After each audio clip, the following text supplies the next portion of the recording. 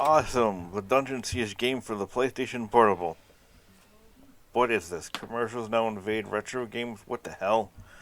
Great. I guess you know what that means. It's time to review bad video game movies. And what better game to start this off with than In the Name of the King, a Dungeon Siege tale. Now, by that title alone, you would think, well, how was that based on a video game? But the full title is actually In the Name of the King, a Dungeon Siege tale. Yes, a movie based off the PC and PSP game Dungeon Siege. So in lieu of actual movie footage, I will give you the gameplay footage instead while I review this dumpster fire of a movie. The plot is as basic as you get. A man named Farmer, yes that is his name, sets out to rescue his wife and avenge the death of his son, who was killed by a race of animal warriors called the Kroogs, who are controlled by Galleon. Wow, just by that alone you know it's going to be a crap fest. So who signed on to act in this steaming pile of crap? Well, three really good actors, Jason Statham, Ray Liotta, and Ron Perlman. Yes, Jason Statham, the man who did some really bad action films, Ray Liotta, the man who was on Goodfellas with Joe Pesci, and of course Hellboy himself, Ron Perlman. The acting is, well, just that, acting.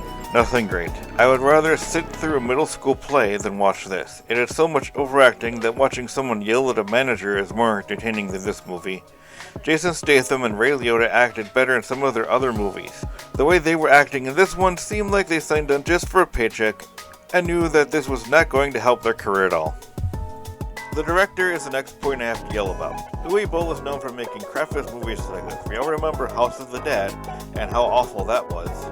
It was so boring and basic that I nearly fell asleep watching it. It didn't help that at the time I saw this, I was at a friend's house who seems to be drawn to movies that are this bad, thinking that they are good.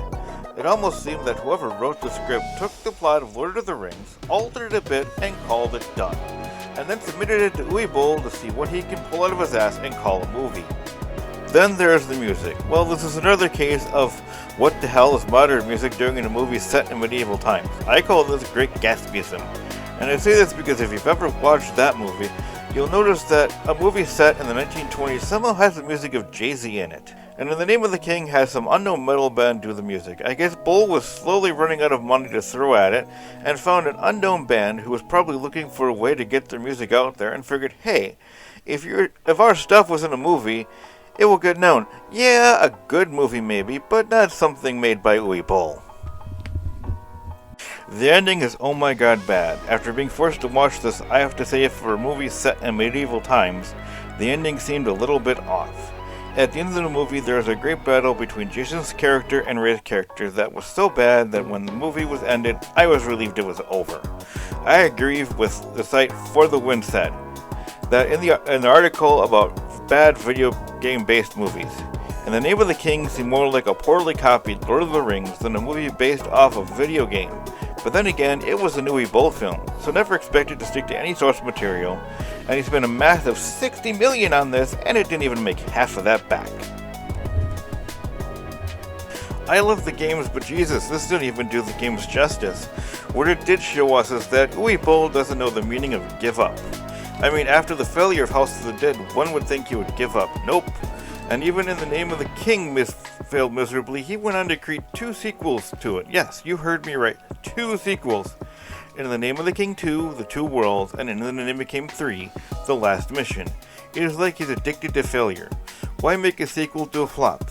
Even the ill-fated creator of a massively hated film, The Room, figured out that after it flopped, to stop making movies and to try to not make a sequel. But not Uwe Boll, no, he had to create sequels that equally flopped.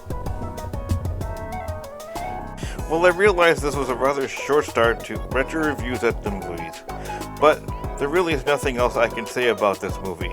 The plot sucked, the director didn't know when to quit, and the acting and music was just off as well. I understand the need to pay bills, but really, Bert, Ray, Ron, and Jason could have chosen a better movie to be in to do that. I would never recommend this to anyone at all, not even my worst enemy. No one deserves to sit through this torture of a film. I was forced to watch this movie at a friend's house, and I can never get that time back. This movie will sit and taunt me in the back of my mind like the annoying Navi from Legend of Zelda Ocarina of Time, telling me, hey, watch me again, and I will always refuse to do that. You would have to tie me down to a chair and hold my eyes open like a Clockwork Orange and force me to watch this again. In the name of the king, a Dungeon Seige tale doesn't even get any thumbs up at all. Now I have to go back to playing something better, so I'm policing. Peace out and stay frosty.